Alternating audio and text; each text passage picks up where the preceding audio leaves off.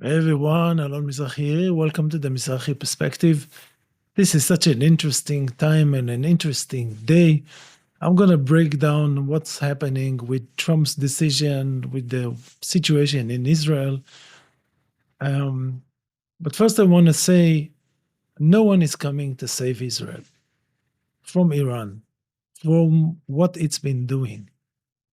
This Israeli calculus that the US is going to join this is going to fail, and I'm going to explain in a second why I think that is.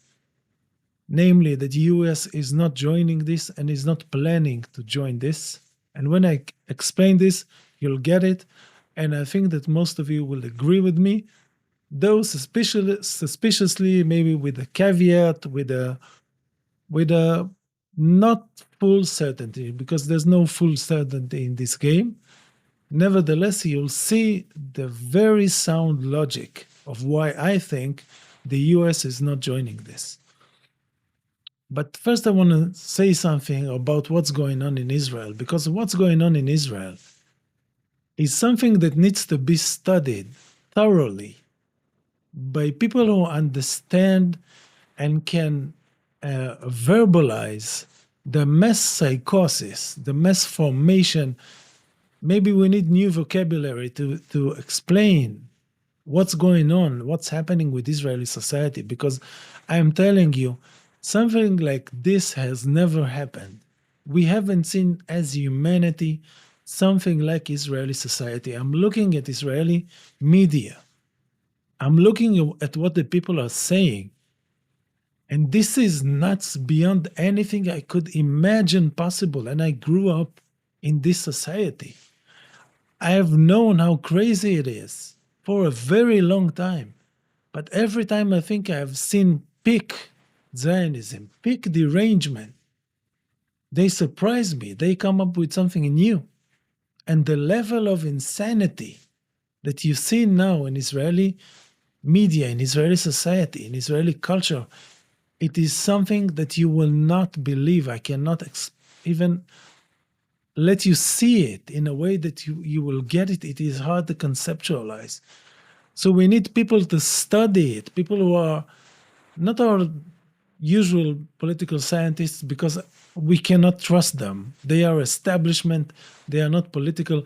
We need people who are very political and understand the human psyche and society, because something like this has never happened. I am telling you this with guarantee, with certainty. Something like this case of Israel has never happened before. Case in point, I'm looking at Israeli media, at like 100 different shows and people, because I want to see what's going on. I want to see what they report. And sometimes they give uh, important information to understand this war. But every single speaker, every single one, if it's a singer, entertainer, stand up artist, military person, spy, government official, mayor, whatever, every single one that you hear has one line to say: we had no choice. We had no choice. We had no choice. No, no, zero choice. We had no choice. We had to go to war. We had to attack Iran. We had no choice. And they repeat and repeat and repeat and repeat. And this is 24 hours a day, this mental grind. It is unbelievable. It is unbelievable. No one even dares to ask, no one pass through this filter of people in studios to ask this question: did we have to go to this war? Did we have to go at it now? Does it make sense? Is it going well? After almost 2 years of war and genocide, after Israel has been destroyed reputationally, when the consequences of the genocide have barely begun to be felt in Israel, when BDS movement is like catapulting itself every day to new heights when people are so sick of Israel and Zionism. This is the time to go to this war with this ratio of military power between Israel and Iran. Is this the right time? We had no choice. But this is the Israeli 100% sense proof consensus. We had to do it. There was no other choice. And why they had to do it? Why they had to do it? Why they had no other choice? Because Iran was weeks away from having a nuclear bomb. And of course, the minute they have a nuclear device, they launch it at Israel. Of course, this is what they're going to do. And this is what every Israeli knows with 100% certainty, more than gravity. This is God spoken words. Iran is weeks away, and once they have it, they are going to drop it on Israel. No. How do you know this is true? How do you know this is true? I mean, this blind, complete trust from all people, all of them, everyone, no matter the political belief. There's only a tiny fringe. The same people who oppose the genocide are disbelieving the government, the same proportion of people. So how do you know this is true? How do you know this is true? Why do you trust those people to this extent with your life, with your family's life, with the fate of this region, with the fate of this planet potentially, based on fucking what? No, but they know this is true. They know it because someone said it on TV wearing a uniform, or because Netanyahu said it. The biggest liar that ever lived. He doesn't even know the truth. Netanyahu doesn't recognize truth. The whole existence is elastic to him. There's no truth to it. But they know that Iran is going to have a bomb, and it's going to bomb Israel immediately. And they know it's true. And this is part of the psychosis I'm talking about. What are you even talking about? What is this? But the other question, and this is where it gets interesting for more people, from a wider perspective, why would Iran use a nuclear bomb against Israel? Why would they do it when they know that Israel has nuclear weapons of its own? And when Israel is backed, followed, worshipped, adored, admired, deified by the US and the UK and France, who have thousands of nuclear warheads to erase Iran from existence if it did something like this. So why would Iran do something like this? Why would Iran do something like this? Why does Iran having nuclear weapons is such an international cause for alarm? No one told us that. I mean, can Iran? And they tell us that Netanyahu actually says this. They are going to bomb Tel Aviv, and after Tel Aviv, it's New York. So Iran will go to nuclear war with the US, knowing full well that they will be completely eradicated and deservedly eradicated in this case. Because if Iran does attack the US with nuclear weapons, the US has no choice but to attack them back with nuclear weapons. But don't the Iranians know that? Well, of course they do.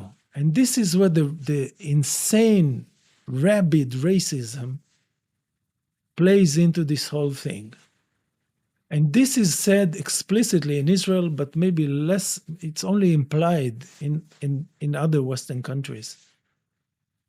They are telling us, and this is something that, again, every Israeli knows. They know it. Iran doesn't care if they all die as long as they destroyed Israel. They don't care because they are crazy religious fanatics and they don't care if all of them die as long as Israel gets destroyed. What can you say about something this deranged? What can you say about something like this?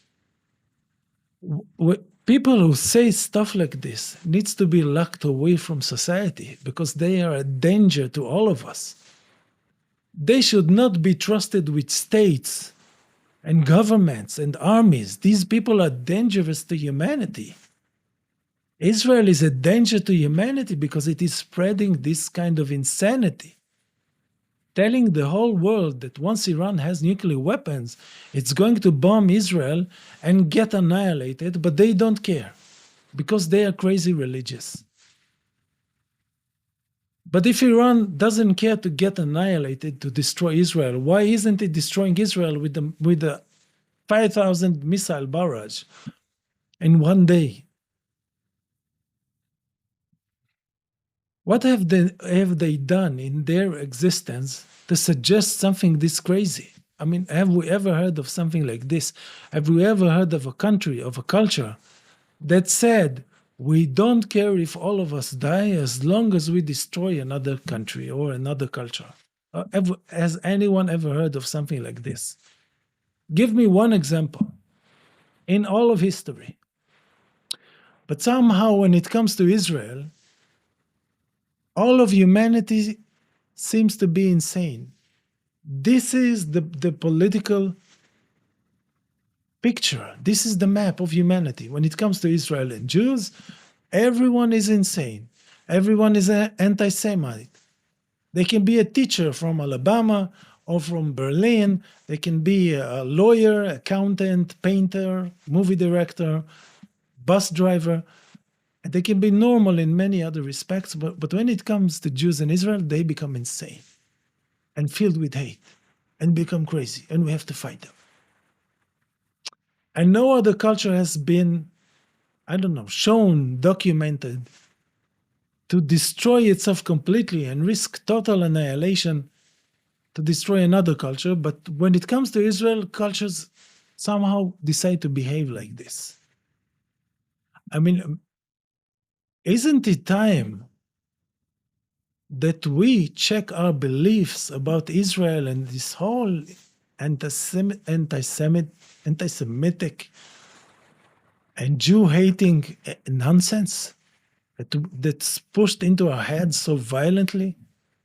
What the hell is going on? What's wrong with people? How can it be that this kind of deranged talk is part of our culture? This is normal. How can people be allowed to say stuff like this without being kicked out of media studios? The whole principle, the whole logic of the Cold War was based on MAD, mutually assured destruction.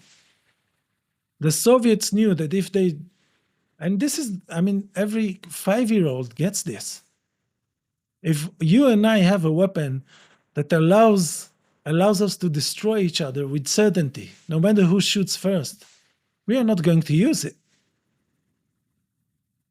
This is the whole point of a nuclear deterrence.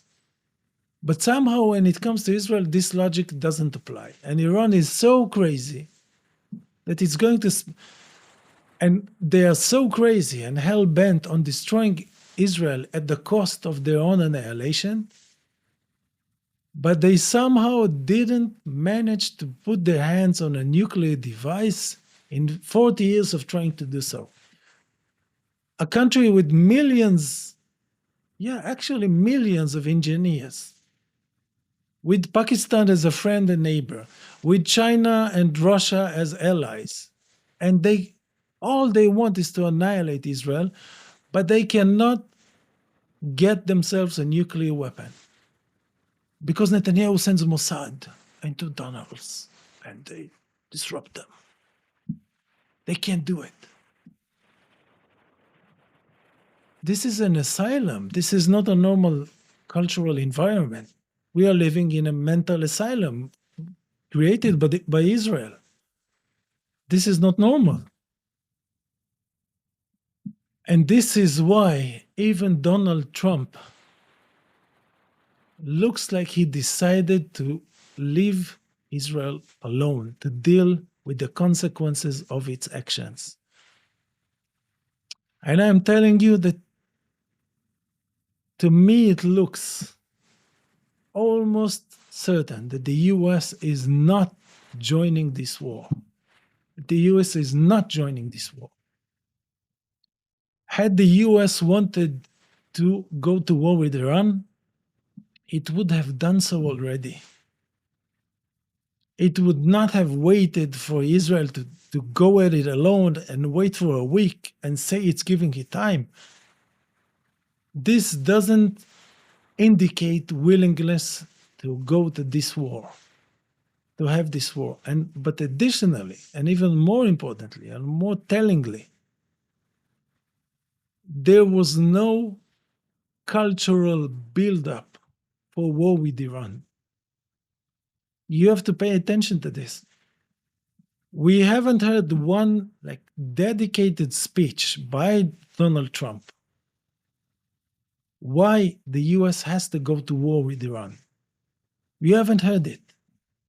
And war with Iran, and I'm going to get to this too in a second. Many of us are bought into this American propaganda, believing that the US is this omnipotent, all-powerful, magical power that can destroy and do whatever it wants to everybody at any given time. Even when we have seen with our own eyes that this is not true. They could not overcome the Taliban. They tried very, very hard. They could not, they have lost every war they were involved in 60 years, but basically since World War II. And they didn't even win World War II. The Russians did.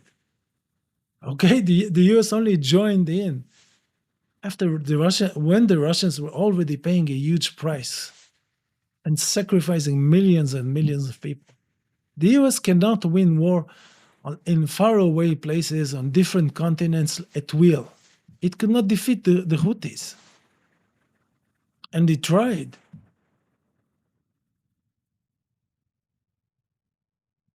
And I'm saying this because going to war with Iran, and there was a time when I was sure that this is what Trump was going to do, because I believe this was the deal between Netanyahu and Trump and leading Democrats. I spoke about this before. I was sure that the US was going to pursue this. But looking at what they're actually doing, you get all the signals they are not going to do this. They have not created the momentum, the cultural and political momentum for war with Iran. And war with Iran is serious business. It's not a small campaign. It's not even the Taliban. It's not the Houthis. It's a big, prolonged, expensive, consequential war with implications for every aspect of life, everywhere, which could become potentially a world war. If you want your country to go to a war like this, you have to build momentum for it. And Trump's White House hasn't done it.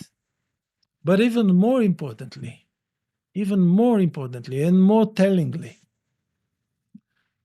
we are not seeing any serious military buildup by the US in the Middle East.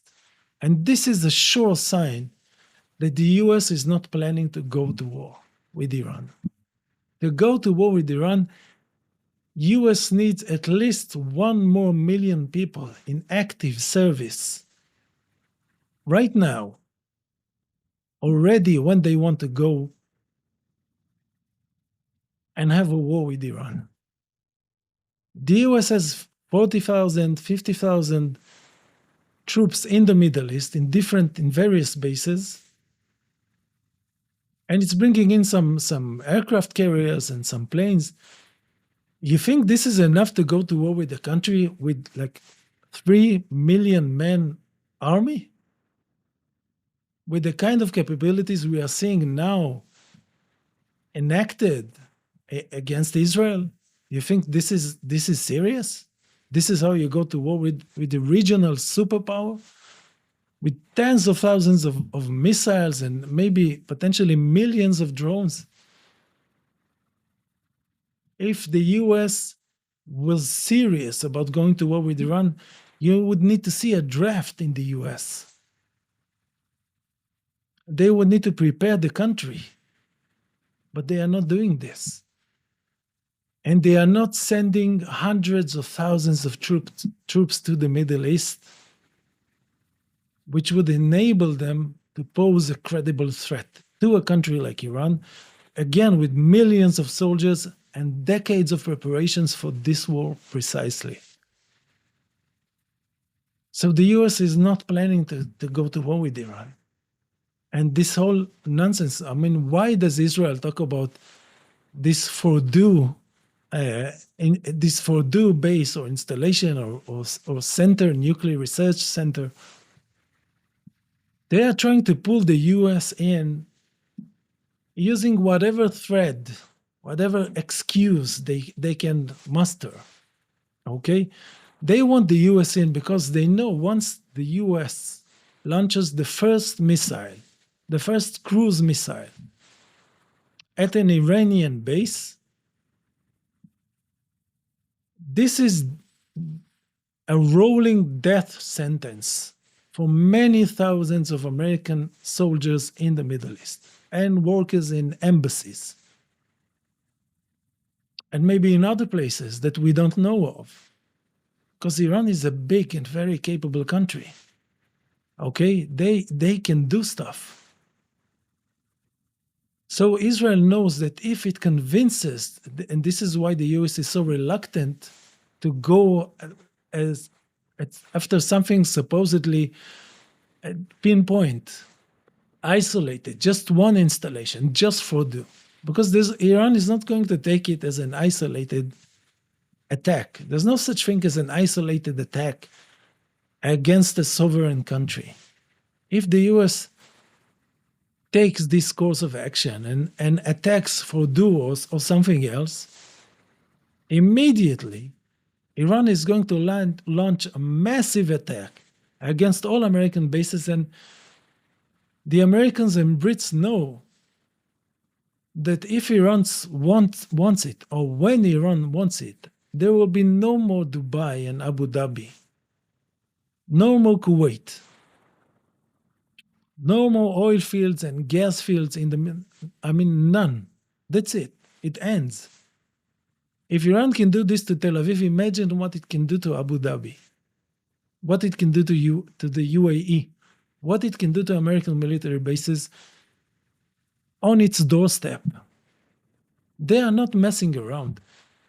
The deterrence Iran has is super serious, and because we don't appreciate it enough, we are believing this American propaganda, this grand propaganda that the US can just decide that it's going after Iran and then it's going to be at war and that's it. This is not how real life works. When Trump entered the White House, this may be what happened. When Trump entered the White House and spoke with military professionals, commanders, soldiers, and he asked them, what's going to happen if we go to war with Iran? They told him, on the first 24 hours, we expect between 5,000 and 10,000 American troops to die. We expect all American bases to be annihilated or occupied within 72 hours. We expect the first aircraft carrier to drown within the first week. Trump says, there's no way I'm going with this. There's no way I'm going with this. And again, we are all bought into this impression of boundless American might. But this is not true, and Iran is not impressed. And Iran is not afraid. they are acting very wisely to keep the US out of it because it's going to have very devastating results for Iran as well. This is not, don't get me wrong, this is not going to be anywhere near one-sided.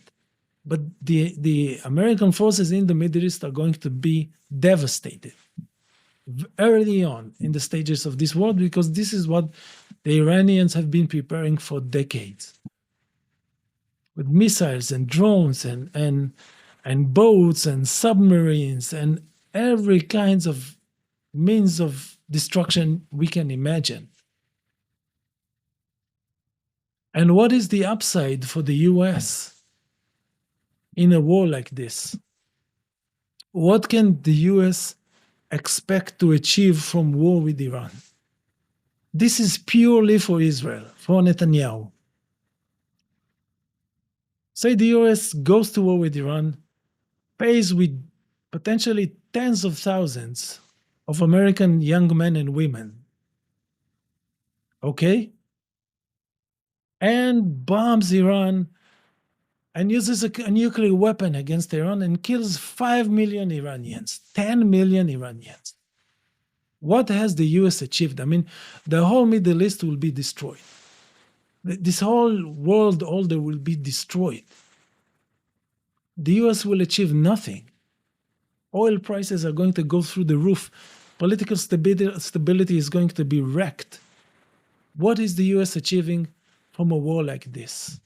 The answer is nothing. There's only downside. There's no upside for the US. There's great risk. There is definite price to pay, costly price to pay, but there's no upside. So why would the US go to this war? And this is why, and this is the last point I'm going to make. Before I remind you, I'm demonetized, and if you want to support my channel, use the links in the YouTube description. And this is the last part of this video about the beauty of the 2 weeks, because this is a thing of beauty. This is a thing of beauty. What Trump is doing with the 2 weeks, first of all, again, people are saying he's deceiving the Iranians, but first, no one can deceive the Iranians. The Iranians have eyes on the ground, eyes in the sky. They have China and Russia listening and eavesdropping and analyzing every movement across every relevant piece of this planet. No one is fooling them.